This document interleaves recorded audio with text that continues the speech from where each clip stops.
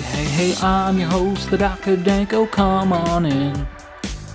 You've been missing out, so let's begin. Pumpkin_crumb is your host here too. When you hear the beat, you know what to do. Why didn't you warn me? Why didn't you warn me now? Why didn't you warn me? Why didn't you warn me? Hey. Good evening and welcome to Why Did Not You Warn Me? I'm your host, Matthew, the Dr. Danko. Hey folks, so today's episode is going to be a little different than usual. Number one, you might notice that I am without my co-host today, and that's just because I've decided to record this in the middle of the day, so she is at work. I am also waiting to go to work in a little bit, so I decided, what the hell, I'll just record a new episode.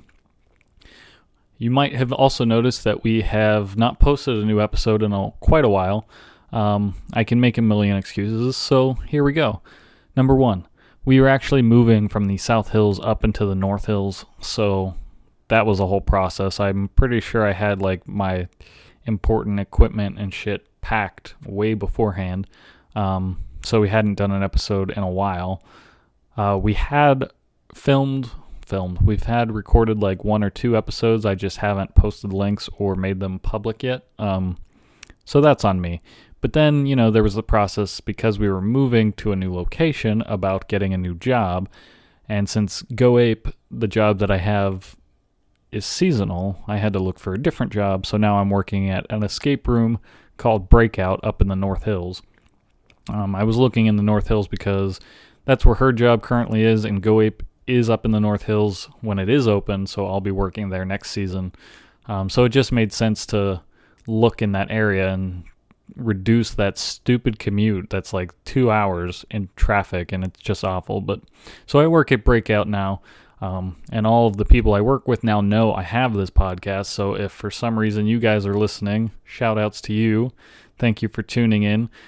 This episode, though, is just going to be a little different. Like I said, since I am by myself, we won't have that back and forth, but I was thinking of other things I could do to entertain you guys, rather than just go through the normal shit of what I watch and whatnot. And then when the people at Breakout found out I do have a podcast, I was reminded of an episode I did where I literally just played Lego Batman by myself and kind of did commentary on it, which was a whole lot of fun because I'm like a casual video gamer, so I don't really have that much experience with a lot of games, but I also it gives me something to do while I'm also rambling on for the 2 hours that this podcast is going to go on. And like I said, since I am going to work in a little bit, there at least is a time restriction, so I can kind of, keep to that and not just ramble on for 2 pointless hours. Try to keep it short, maybe only an hour this time. So I'm going to be doing, some commentary-ish on a few games. I decided to pop in Arkham Knight because it's been a while since I played. It's been a while. And I just have been playing Fallout Shelter like nonstop lately. So I'm going to get into that. And then since Hillary is not one for like horror movies or the stupid shit that I watch on most occasions, like normally when we talk about the movies and stuff that I've been watching, since the format normally goes, she tells me what she's been reading, I tell her what I've been watching, and then we come together with something that we've both been experiencing. Like, we watched Into the Spider-Verse, which was amazing, but I can't talk about that without her. So sit tight and stay tuned for that episode, which will be forthcoming.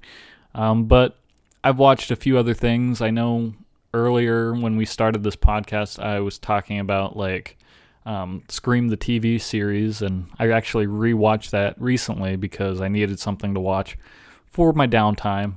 And it's such a good garbage show that isn't really that garbage.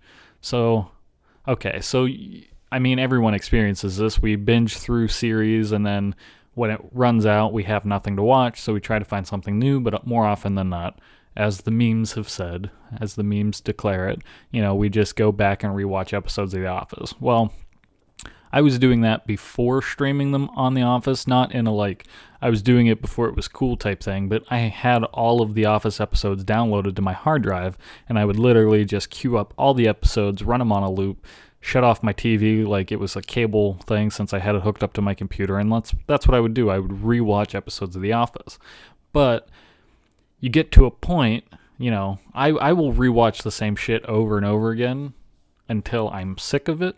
And so that's kind of what happened. I got sick, not got sick, because I still do have a very special place in my heart for The Office, but I just got, I was tired. I wanted something new to experience. So I would put on, Red Dwarf, which is a British sci-fi show that maybe me and the creators are the only people that watch it.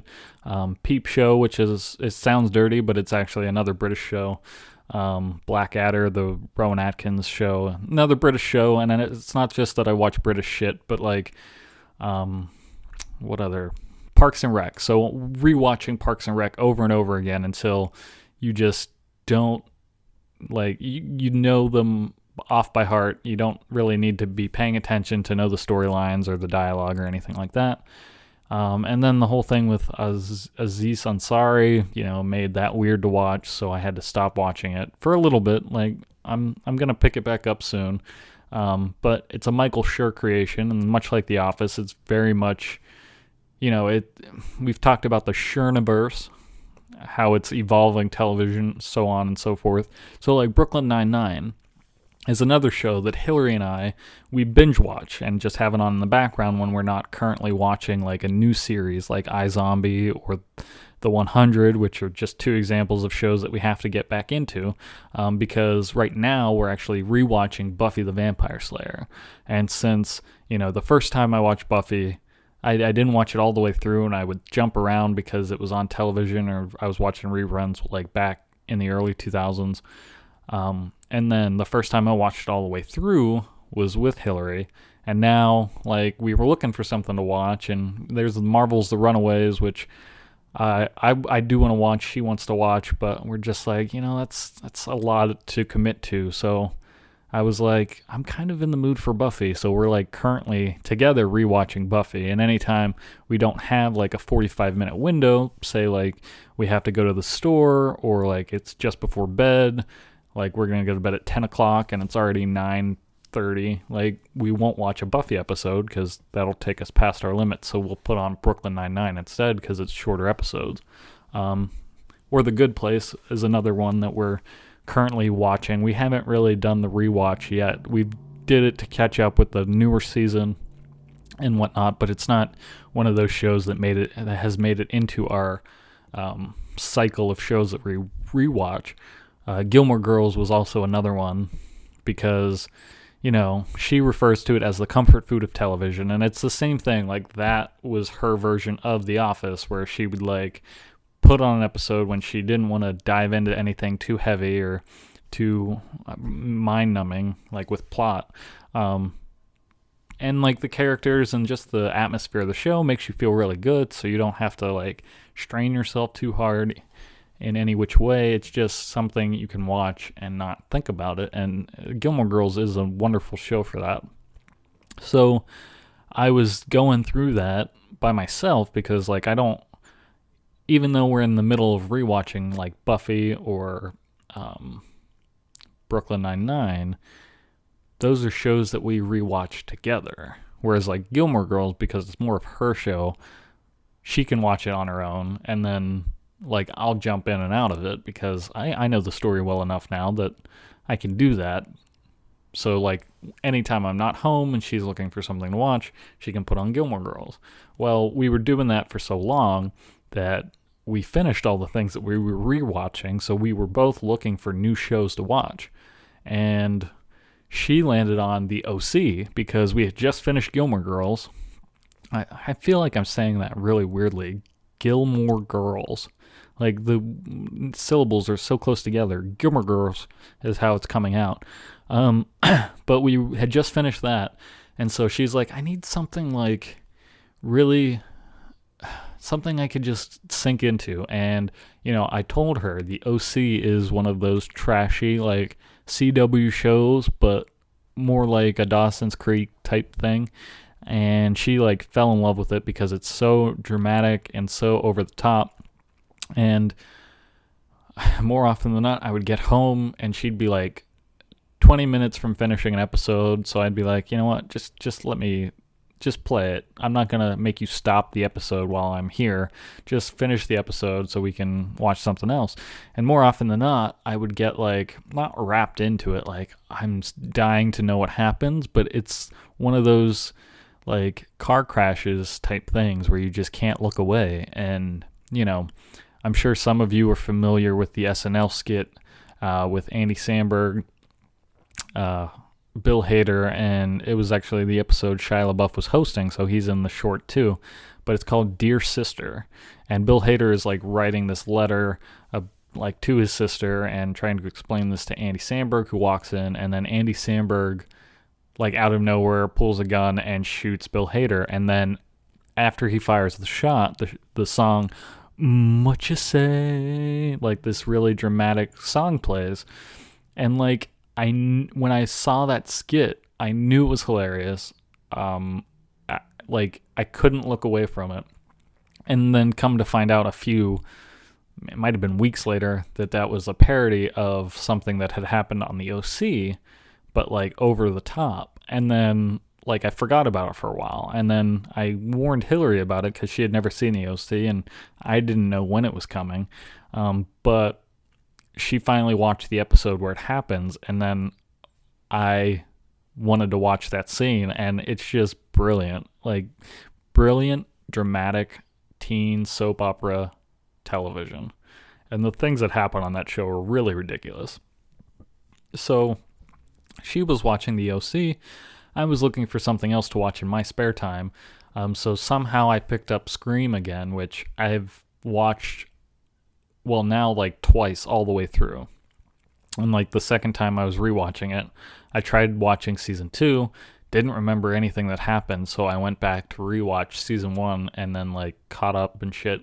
But it's messy. But like Scream the TV series is so much better than people gave it credit for, and it's an MTV series, so you already think this is going to be trash. But like, and it's not directly related to the Scream movies. So it's like similar folklore, whereas like there's a killer with a mask that's killing people and everybody's a suspect type thing. And then you have like, the survivor girl and the boyfriend and the movie geek who knows all the rules to survive a horror movie and shit like that. But it's not, they don't use the ghost face mask, which was a bummer when I found out, but because they're using a different like legend, it makes sense. Like they make it their own while using the same style.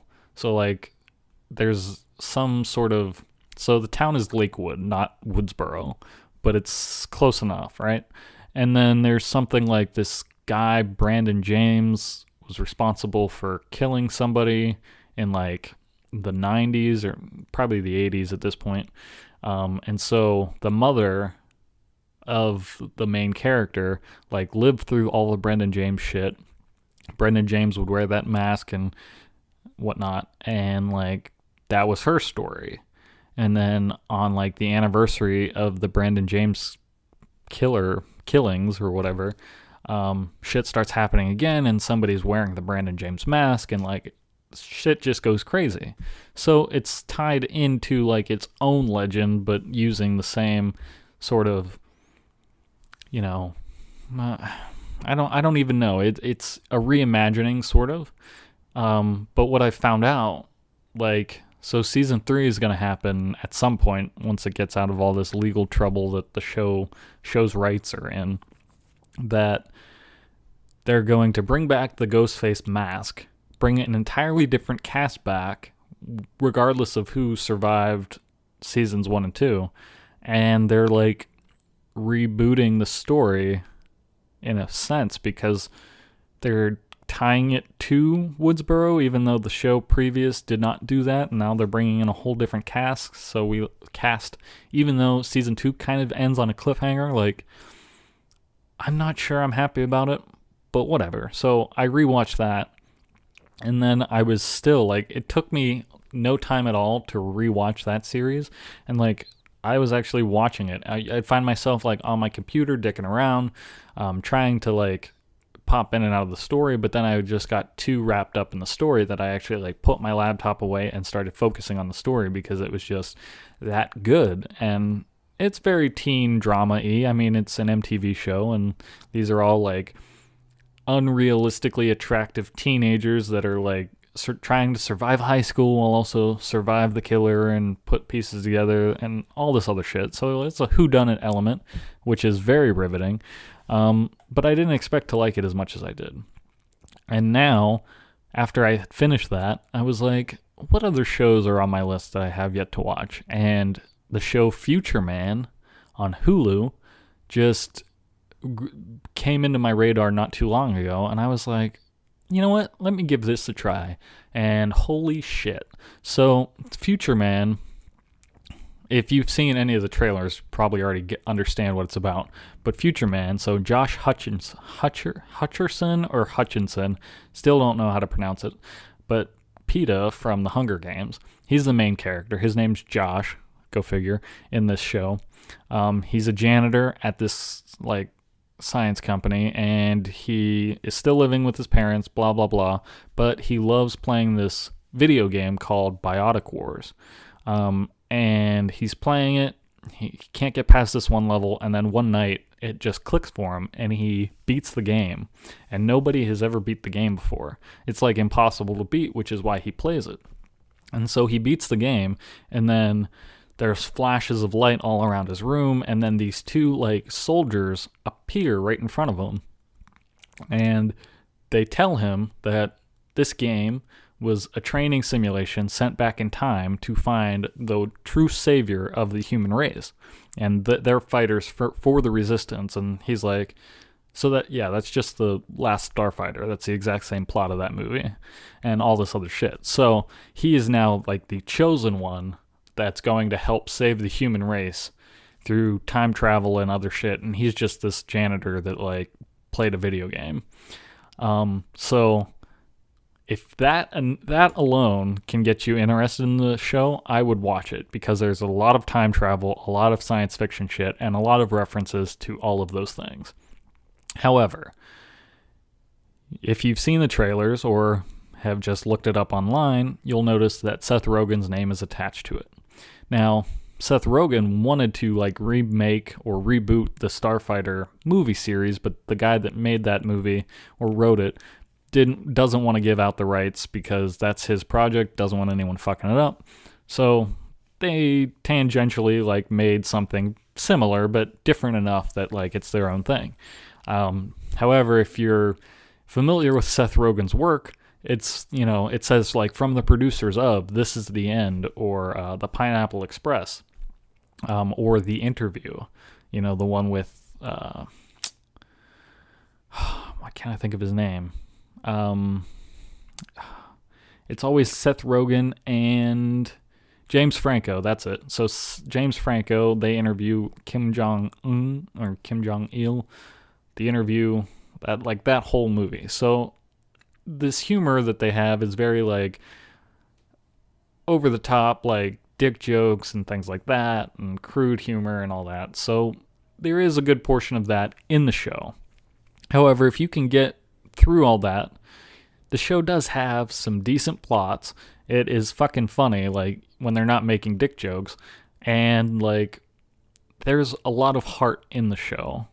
Like, once they put down the jokes, even when they're making some of the jokes, they sneak some emotion in there, and because I cry at everything, you know, it teared me up. It didn't actually bring me to tears, but it was pretty close to doing so in some places.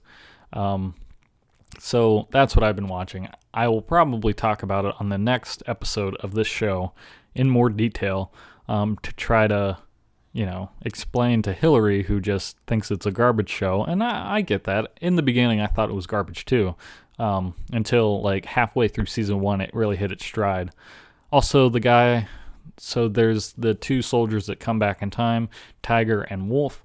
Unfortunately, I didn't look up their names for this podcast, and my phone is plugged into the wall. But the guy that plays Wolf is fucking genius. He goes through so many changes throughout the show, like because he's like a soldier out of time and shit like that, that it's brilliant. And Haley Joel Osment is in the show.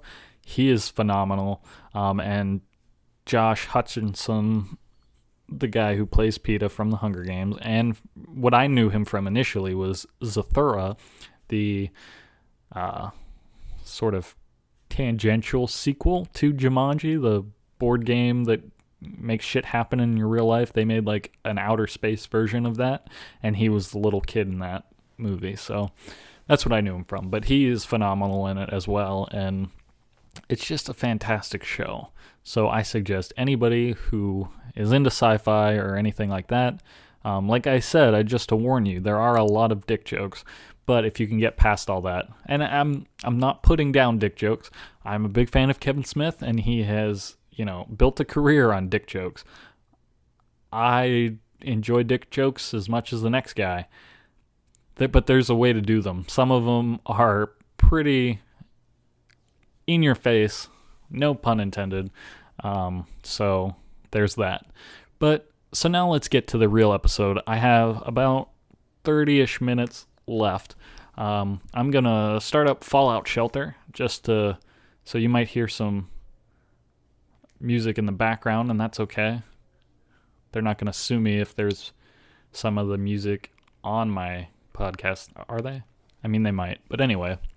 So anybody who's a fan of the Fallout series, or even if you're not, there's this game called Fallout Shelter. Now, if you're a fan of the Sims games, it's very similar to that, no pun intended, but it's more like Sims City Builder, if you've ever played that, where you're building these, basically, so in the Fallout series, it takes place like in the future, but the world has succumbed to nuclear tragedy, we'll call it, and most of the human race has taken shelter inside these Fallout shelters, as it were, under the ground, and so in this game, you are building those vaults so that people that,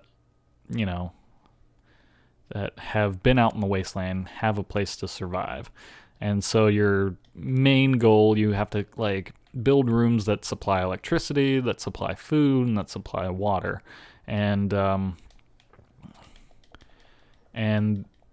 your job is to keep it sustaining itself. And so like you have people that are excelling in certain areas like intelligence, like all the special things like strength, perception,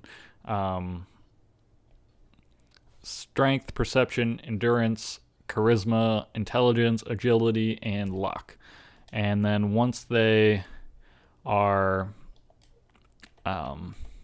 excelling in one of those areas, they are more equipped to produce, like I said, the electricity, the food, the water for your entire vault.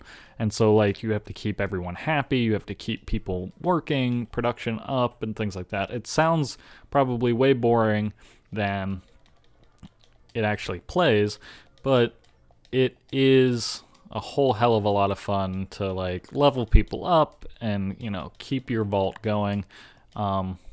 I don't know if they fixed this, so I probably have talked about it elsewhere, like on the Guys Talking About Shit podcast, the GTAS podcast as it is now, but I think back then it was just the Guys Talking About Shit podcast.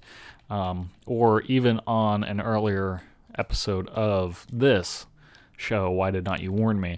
I don't think I was playing it when the Matthew Danko podcast was still around. Don't call it that. So I had a huge problem with the Fallout Shelter game because I didn't know there was a cap for how many people you could have.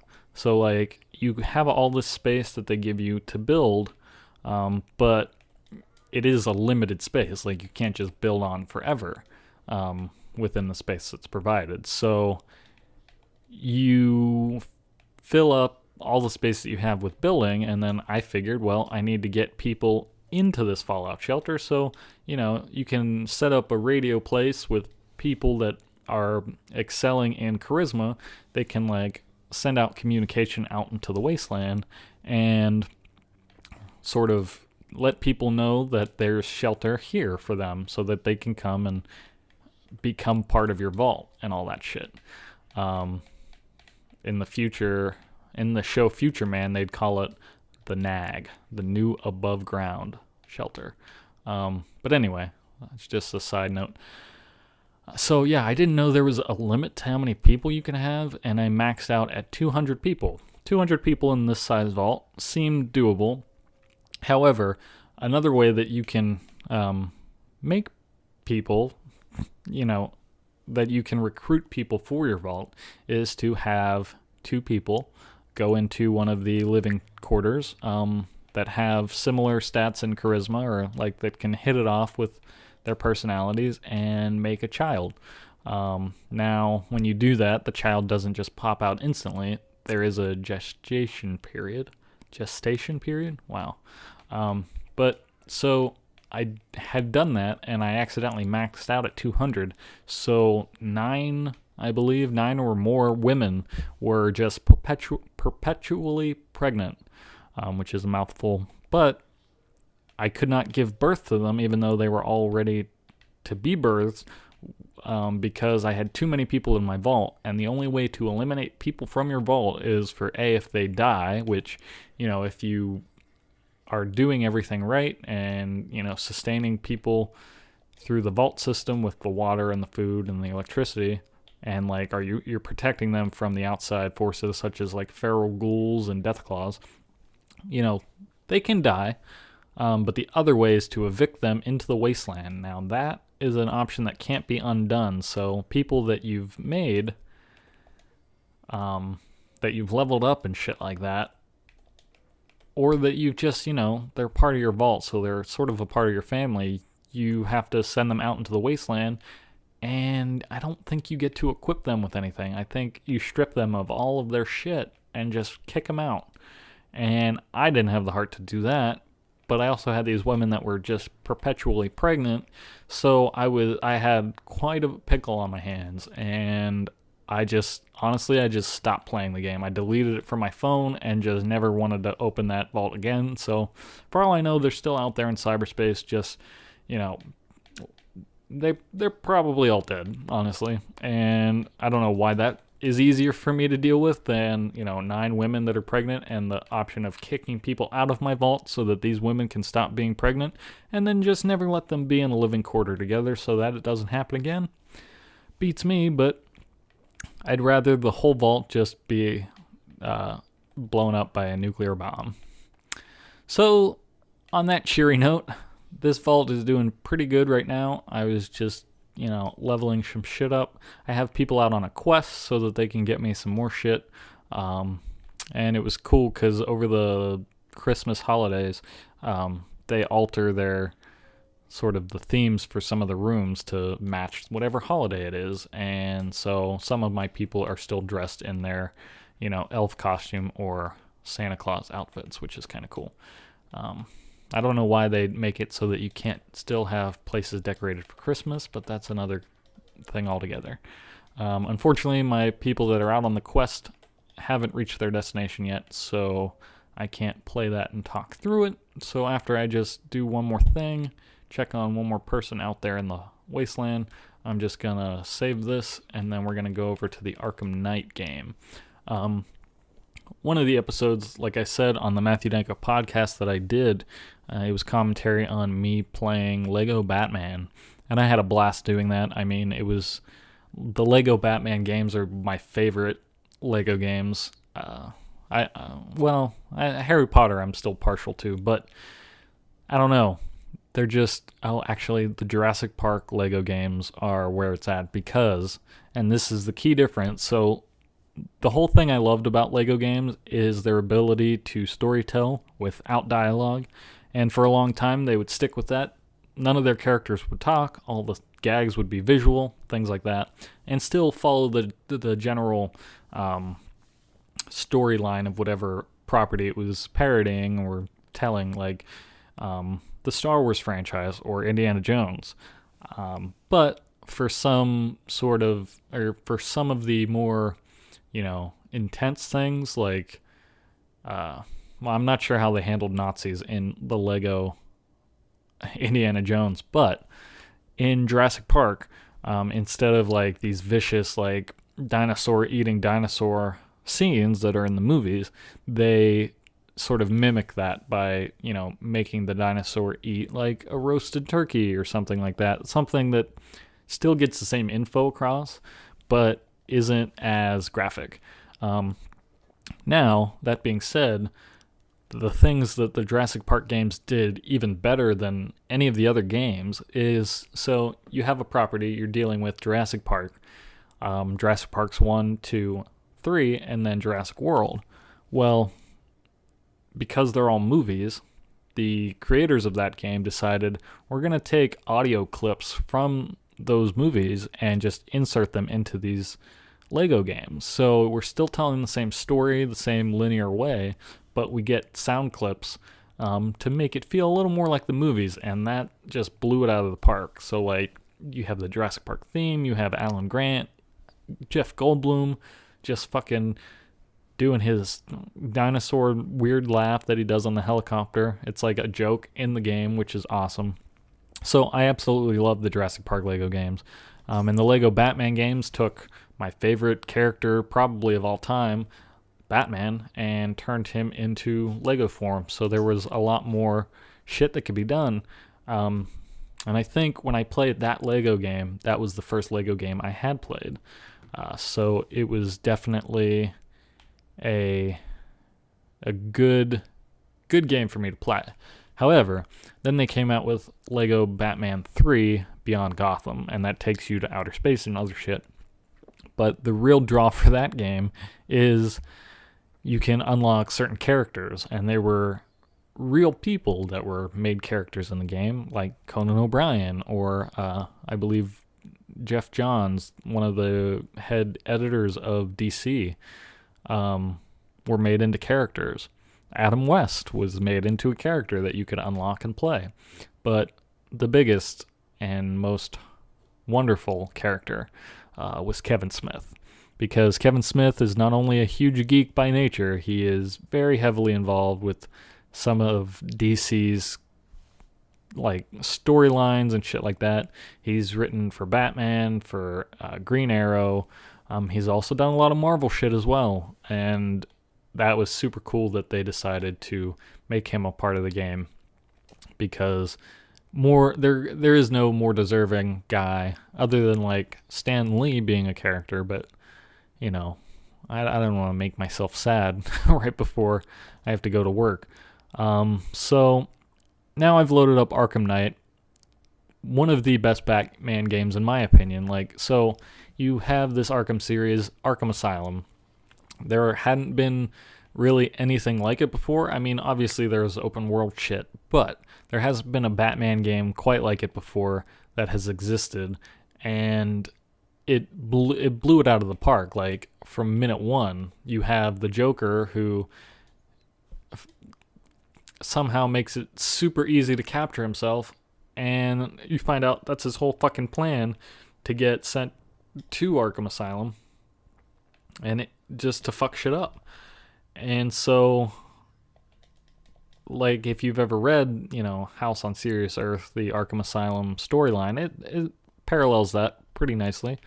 But it's like everything, like Batman being a detective and a lot of shit that's left out of the movies that we all love to hate, and not in a cool way. I'm a huge Batman fan, and the movies just haven't really done him justice for me. I will stand and defend that Ben Affleck is one of my favorites, if not my absolute favorite Batman that exists, because his version of Batman, from Batman v Superman and also the Justice League movie, it is one of the closest interpretations of Batman that's ever been on the big screen. And I haven't seen the Teen Titans series finale, the season finale of Teen Titans, where Batman apparently shows up. It's not a spoiler, it was in all the promos and shit. But like, I get a little more sense that this fucker is Batman, because Ben Affleck, and I know it's not like it could be anybody in the cowl, and for most of the movie it's probably his stunt double. But like when Batman busts into the warehouse in Batman v Superman and is fighting these like henchmen, like taking them out one by one so fluidly that like that's what the fighting style in the Arkham Asylum game was, where you would just go from henchman to henchman, picking things off of your utility belt and using them to whoop ass. Like, that's what Batman is. He's a fighter, he's intelligent, he's a detective, he's fucking Batman. There's really, I can't describe him any better than that, because Batman is so, so, I was going to say diverse, but that sounds wrong because he is a rich white dude. But, like, he has so many skills, and he's so gifted, and he's trained himself this way. Like, he didn't just come out of the womb like this. He went around the world to learn all of these skills from all of these, like, masters of their craft, and did that until he felt ready to go back to Gotham City, the city that's taken his family, and, make sure that, there isn't another little boy that's walking down the street with his parents that loses them to some crime that happens and then just disappears into the system of the corrupt system that is Gotham City. And I know Hillary, like, hates Batman with a passion. I understand why she does, but she also thinks that, like, you can use real-world solutions to solve the problems of Gotham City, and you just can't. First of all, and I wish she were here right now because of this connection that I'm making. So she really loved the Into the Spider-Verse movie, and I really did as well. Like, I've only seen it one time, so I'll have to rewatch it again, but there's very little wrong with that movie. Now, in spoilers if you haven't seen it, but in one particular scene where the Chris Pine Spider-Man is talking to Miles Morales, and he's like, promise me you can do this because I can't. Like, this is it. You have to put on the mask. You have to put on the mask. You can't trust anybody. You don't know. He's got everyone in his pockets, talking about Kingpin being, like, so involved with, like, the cops of New York and all this other shit that, like, you can't trust anybody, and there's that paranoia to it. Well, that's what Gotham City is. Everyone is connected with these that have deep pockets, and, like, Bruce Wayne, who is a billionaire, could probably throw some money somebody's way and fix shit that way, but at the same time, like, the whole reason, like, Jim Gordon, the commissioner of the Gotham City Police Department, like, he doesn't necessarily agree with Batman 100% of the time. He was super skeptical of him. He thought Batman was another criminal, just some freak in a mask sort of thing. But over time, he realized that this city, this can't be fixed the normal way. You can't do everything by the book, because nothing about Gotham City is by the book. Like, from the politicians to, like, the hospitals to, obviously there are a ton of supervillains that exist in this world, but, like, everyone, like, almost nobody can be trusted, which is why Batman, who is this, just to Jim Gordon, he's just this guy that puts on the suit that decides to fight crime, but it's the only way crime can be fought in Gotham City. And I know Hillary thinks that's absurd, like, that's ridiculous, and that's not a solution, that she's called Batman's, because of Tumblr, like, some furry, I can't remember the phraseology, but, like, I get it. A dude that dresses up like a bat, it doesn't seem logical, but nothing about Gotham City is logical, and nothing about Gotham City can be fixed in the normal way, which is why it takes a man who's dressed as a bat to take down the criminals of Gotham City. I mean, you have criminals that are, try explaining this to her, but you have criminals that are, like, in these Sub-Zero suits that are shooting ice guns, and you have a guy who dresses up as a clown just because it's funny to him, and you have, this other, like, respectably rich dude that also has people in his pocket, like, that goes by the name Penguin because he's short in stature and kind of looks like a penguin. Not Danny DeVito, like, deformity shit, but, like, there are villains that just don't make sense in the real world, so why you could attribute real world solutions to this fictional world, not just because it's a comic book, but because the rules of this world don't exist. Like, they're not real.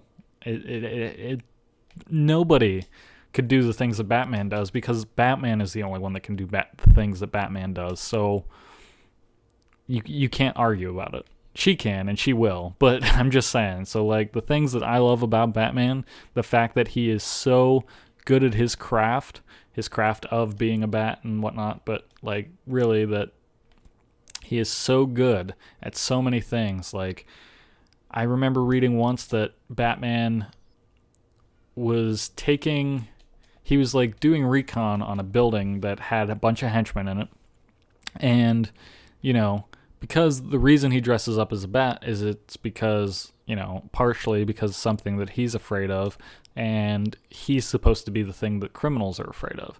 That's awesome, first off. So he does recon on this building, sees a bunch of henchmen, how they're making their rounds and shit. And because he is so stealth-like and so quick and can move with such silence and grace, he takes a clip out of a henchman's gun, takes out the bullets, puts blanks in that clip, puts it back into the guy's gun, and then waits a little bit, and then shows up in front of him because the henchman that he's just done this to, is going to start firing his gun. And when none of his bullets are taking down Batman, it only increases that fear. It makes it so much scarier that you're shooting at this guy and he is not flinching, he is not wavering, he is still just coming at you, so that he can go and like, maybe you take him down. Like, Batman doesn't kill people, he has, but we're not going to get into that. So maybe he runs off into the building and it's like, I tried shooting this guy and I couldn't take him down, but Batman's now in his head and he can knock him out, and maybe then that criminal goes on later because he's a small fish in this huge pond that Batman's trying to get, and he goes off and tells all the other henchmen, like, hey, this Batman guy, he can't die. I shot him and he wouldn't die. Like, shit like that, increasing that fear so that Batman can operate more efficiently. It's just so fascinating to me, and it's just one of the many, many reasons I love the character. And I remember I was talking about Arkham Asylum because I'm playing Arkham Knight. Like, Arkham Asylum gave you, like, tastes of all that shit. Granted, you can't do absolutely anything in those games, but Arkham Asylum set the way. It delivered a great story, letting you play as a great character, and was very unapologetic in that fact. Like, it made me feel like Batman. And then they only got better. Like, Arkham City, you make it a little more open world, where you're in Gotham City, but the, sectioned off part of Gotham City that's now like a prison, so it's a prison island. And so you're fucking around, you see Crime Alley and, like, the abandoned Ferris wheel and shit like that. But then you're dealing with, like, fucking Riddler, who's in your ear all the goddamn time as you're solving riddles. As you're solving riddlers. As you're solving riddles, and you have way more you have so much other shit to do because, like, there's this whole plot about, like, Titan, this drug that's gonna buff you out that made Joker go and, like, super monster crazy in the Arkham Asylum and all this other shit. Like, you have real shit to deal with, and then, just like the real Batman, you have tiny shit to deal with, like fucking Edward Nygma, who just draws a fucking question mark somewhere and you're supposed to solve a riddle. And so that whole thing keeps going and going. And so you get to Arkham Origins, which, like, turns back the dial. So you're Batman, but, like, Batman on his first Christmas. And you're in a well-constructed Gotham City.